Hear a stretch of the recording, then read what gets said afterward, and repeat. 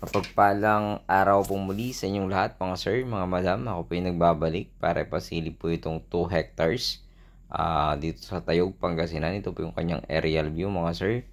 At the same time, meron po siyang frontage na 200 meters more or less yung frontage ng property na ito. Tulad ng sabi sa video ko na nauna, ito po ay pwede po sa mga developer basta mag-down lamang po at 6 months to pay. Yun po yung kanyang sinabi mga sir. So malapit siya sa Sunflower Eco Park. Pwede rin po yan bilhin yan para silang dalawa. So pwede nyo bilhin silang dalawa sa presyong 26 million. Pero kung ito lang ay sabi ng seller natin, ito ay 400 per square meter. Pero alam ko magsasagad po ito ng 350 per square meter.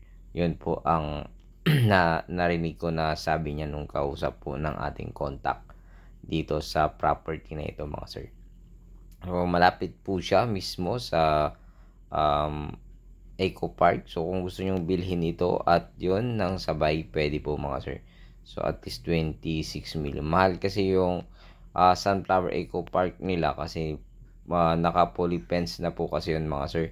At the same time, may mga tanim at meron ding building. At the same time, maluwang po yung park. So, ganyan po yung shape niya. Talagang napakahaba at meron pong part na natabunan. Sabi ng ating contact, nasa 8,000. Pero para safe po ay pababa po yun. Ang tingin ko wala siyang 8,000 yung natabunan mga sir, mga madam. So, ayan po yung Eco Park. Yun po yung property, yung may shade na lane mga sir. Ayan, so magkalapit lamang po sila, kaya pwede pong kung gusto nyo resort doon at ito ay Eco Park, pwede po, or mga hotel doon, pwede rin po. Parehas silang 2 hectares mga sir, so maluwang silang pareho.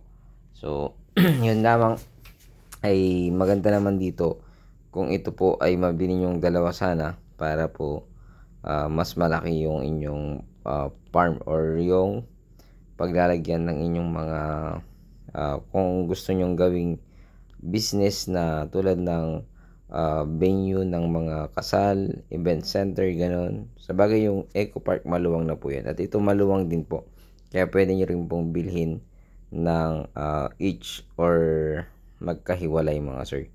So ito po ay 2 hectares din and 350 yung narinig ko na last price niya mga sir.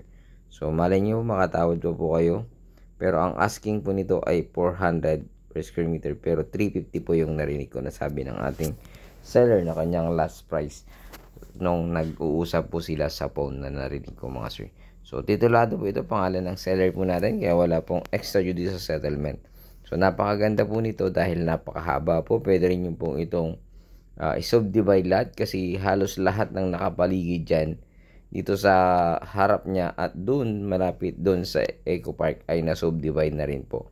So ayun po, muli sana magustuhan niyo po ito. Pakitawagan niyo po ako dyan sa aking numero, nakalagay dyan sa aking screen, at aking Facebook account nakalagay din po dyan sa aking screen mga sir. So ayun po, ito po ang inyong lingkod, Agent Joel. Don't forget to like and share and subscribe sa aking munting channel. God bless you all.